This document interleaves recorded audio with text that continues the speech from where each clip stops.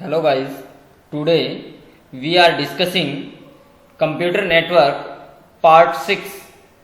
In this video we are discuss network securities. So I have already discussed 5 videos in this chapter computer network. In this video I discussed Trojan horse.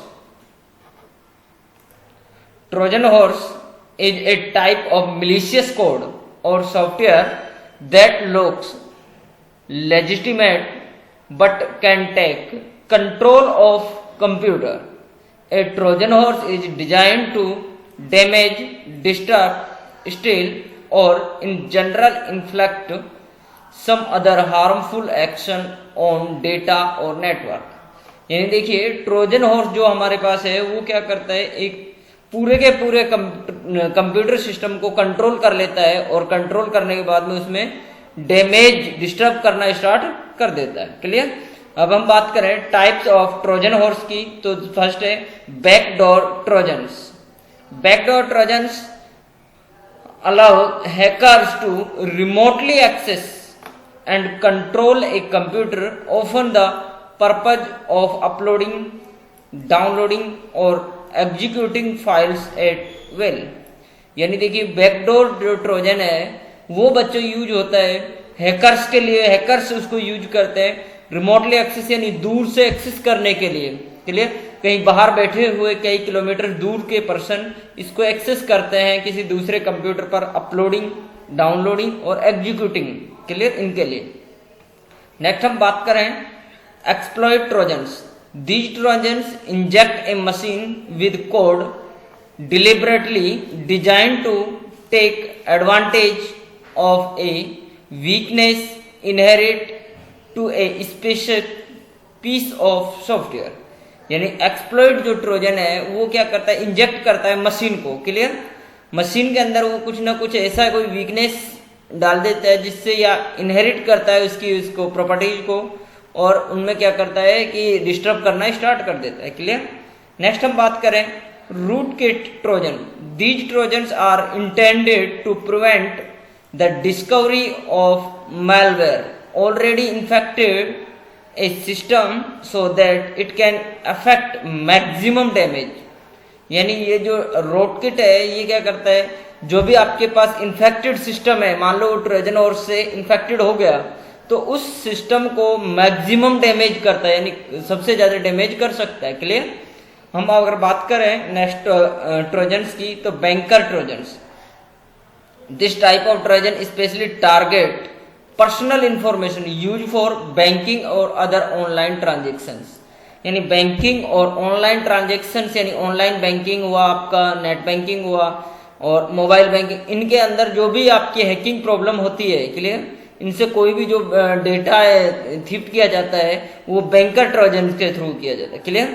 Distributed, next की हम बात करें distributed denial of service Trojan. These are program to execute DDoS attacks where a network or machine is disabled by a flood of requests originating from many different sources।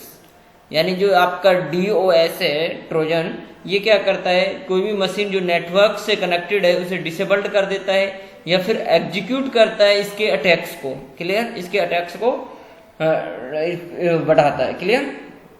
आगे हम बात करें downloader Trojans की। Downloader Trojan these are files return to download additional malware often including more Trojans into a device. यानी देखिए downloader जो Trojan है वो आपका क्या करता है, आपने कई बार देखा होगा कि कई कंप्यूटर्स के अंदर जो नेटवर्क वायरसेस होते हैं उनके अंदर देखिए कई बार ऑटोमेटिकली डाउनलोडिंग चल जाती है आपकी, तो वो डाउनलोडर ट्रोजन है। या आपने डाउनलोड किया और वो डाउनलोड जो आपका है वो प्रॉपर्ली वर्क नहीं कर रहा है। क्लियर। तो उस इन दोनों केसों में वो क्या है कि वो इफेक्ट हो रही है डाउनलोडिंग फाइल, तो इस केस में हमारे पास आता है डाउनलोडर ट्रोजन। नेक्स्ट हम बात करें way to prevent from Trojan horse. यानी देखिए कौन कौन से हमें सावधानियां रखनी है ट्रोजन हॉर्स के लिए। नेवर डाउनलोड, कभी डाउनलोड नहीं करना है, और install software from a source you don't trust completely, यानी जिस भी सॉफ्टवेयर को आप डाउनलोड कर रहे हैं, इंस्टॉल कर रहे हैं, उसके सोर्स के ऊपर आपको ट्रस्ट करना कंप्लीटली नहीं चाहिए। क्लियर? कभी भी आपको कंप्लीट ट्रस्ट नहीं करना चाहिए जो भी आप सॉफ्टवेयर इंस्टॉल कर रहे हैं।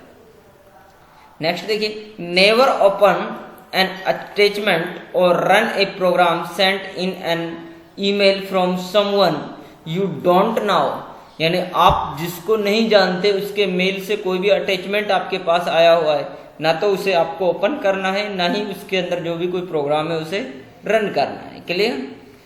नेक्स्ट हम बात करें प्रिवेंट की, keep all software on your computer up to date with the latest patches, यानी जितने भी आपके कंप्यूटर के अंदर सॉफ्टवेयर्स हैं उनको आपको लेटेस्ट अपडेट करते हुए रहना चाहिए। क्लियर? नेक्स्ट हम बात करें, make sure A Trojan antivirus is installed and running on computer, यानी हमेशा आपको ट्रोजन एंटीवायरस को इंस्टॉल करके रखना चाहिए अपने सिस्टम के अंदर और उसे रन करके रखना चाहिए। क्लियर? इंस्टॉल करने के बाद में उसमें रनिंग प्रोसेस में उसको रखना चाहिए, ना कि उसको प्रोसेस में रखेंगे। Clear?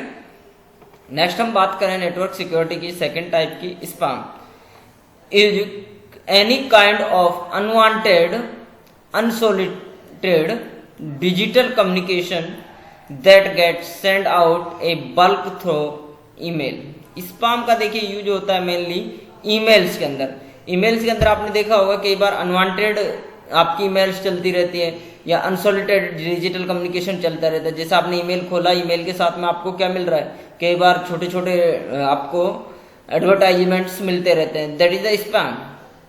Way to prevent from spam, spam के लिए क्या क्या सावधानी, never give out or post your email address publicly, यानी कभी भी आपको ईमेल एड्रेस को पब्लिकली नहीं करना चाहिए। थिंक बिफोर क्लिक, पहले उसको सोचो क्या है, फिर उसके बाद उसके ऊपर क्लिक करो।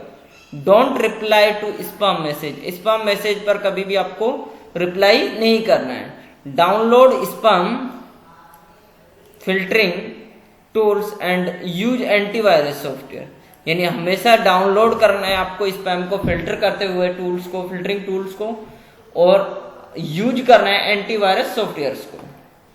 नेक्स्ट हम बात करें कुकीज की, तो देखिए स्टूडेंट्स, कुकीज आपके पास क्या है कि कुछ स्मॉल पीसेस ऑफ डेटा होती हैं जो एक यूजर नेम, पासवर्ड, इस टाइप के डेटा को स्टोर करके रखती हैं आपके वेब ब्राउजर के अंदर। तो देखिए जैसे आपने देखा होगा, जब भी आप कोई भी आपको यूजर आईडी डालते हैं पासवर्ड ऑटोमेटिकली फिल हो जाता है। क्लियर?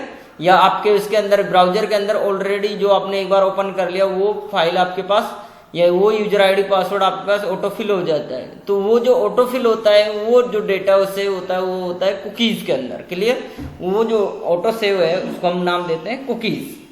तो बात करते हैं, देखिए cookies are files that contain small piece of data like a user name and password that are exchanged between a user's computer and a web server to identify specific user and improve their browsing experience.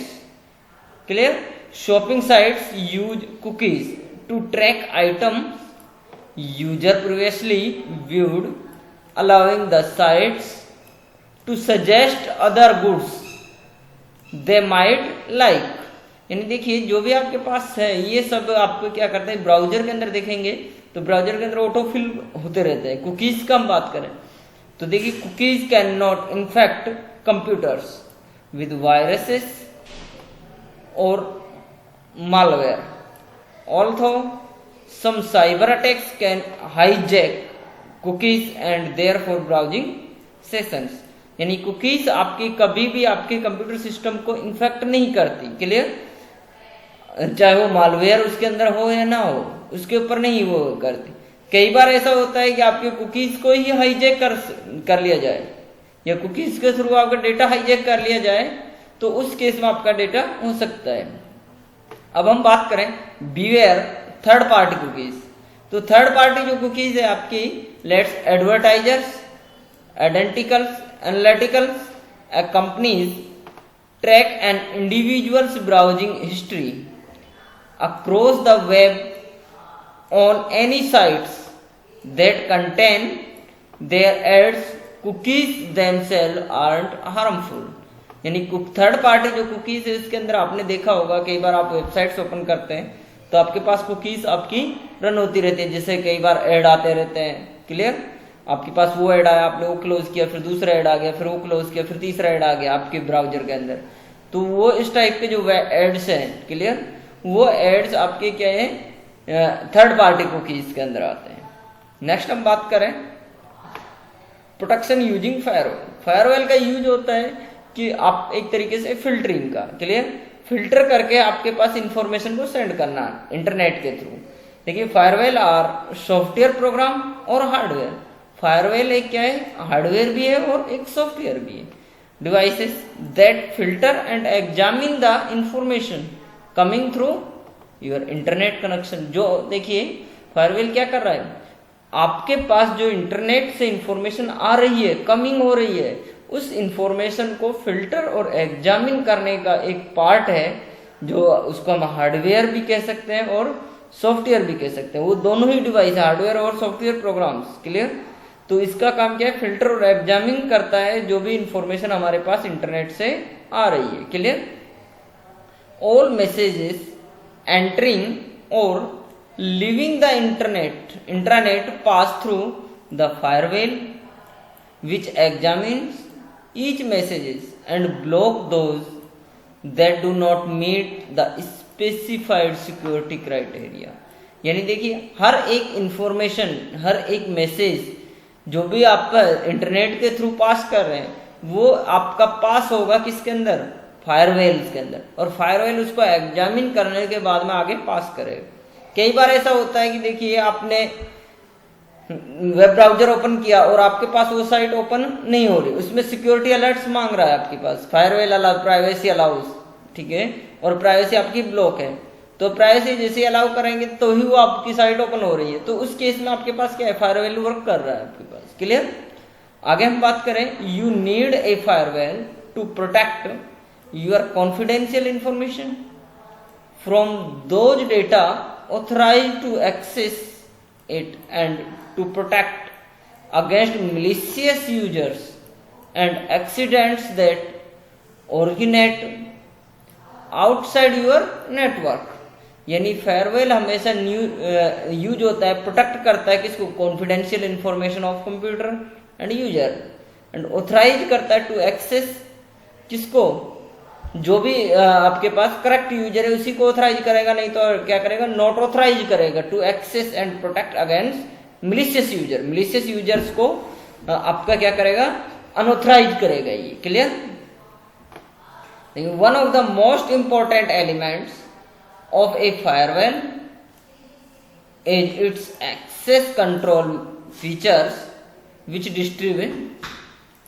आगे देखिए हम पढ़ते हैं various types of firewall in ascending order। they are packet layer, first is packet layer, the analysis network traffic at the transport layer, circuit layer, the validate that packet layer are either connection or data packets, application layer, this ensure valid data at the application layer before connecting, proxy server, this intercepts all messages entering or leaving the network। ये हमने कुछ देखिए, वैसे ये आपके out of syllabus भी हैं, proxy server का आपका जरूर आ सकता है। बाकी आपके पास ये 3 लेयर्स, वैसे 7 लेयर्स होती है आपकी। फायरवॉल भी आपका देखिए 3 लेयर्स के ऊपर वर्क करता है। सबसे पहले आपके क्या है, पैकेट लेयर, पैकेट को एनालिसिस करता है नेटवर्क ट्रैफिक के ऊपर, देन उसके बाद में क्या करता है, नेटवर्क अगर वैलिडेट है, अच्छा पैकेट है, ठीक है, विदाउट इंटरप्ट है, तो उसको क्या करता है, कनेक्शन के साथ इस्टेब्लिश करता है, और लास्ट में फिर एप्लीकेशन लेयर इंश्योर करती है कि वो एप्लीकेशन ठीक है, तो उसको बिफोर कनेक्टिंग यानी कनेक्टिंग के बाद में, ठीक है। नेक्स्ट प्रॉक्सी सर्वर क्या है, the intercept all programme entering और लीविंग द नेटवर्क। जितने भी प्रोग्राम हैं आपके जो लीविंग और क्या कर रहे हैं, एंटरिंग मैसेजेस हैं, वो सब प्रॉक्सी सर्वर के ऊपर, एक वर्चुअल सर्वर के ऊपर रहते हैं।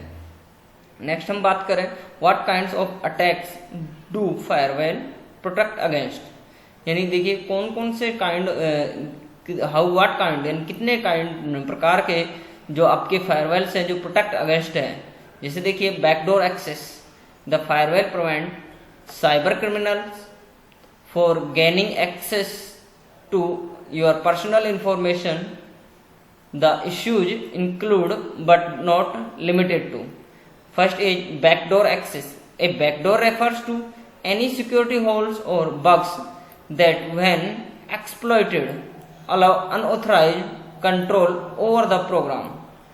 Even entire operating system like Windows can have backdoors, and an experienced hacker know how to take advantage of them. यानी बैकडोर जो आपका एक मैंने आपको पहले बताया था बैकडोर ट्रोजन, देखिए उसी प्रकार से आपका बैकडोर एक्सेस को रोकने के लिए, आपका क्या अनऑथराइज करने के लिए, एक्सेस को कंट्रोल करने के लिए आपका बैकडोर फायरवेल का भी यूज होता है बैकडोर एक्सेसिंग के लिए।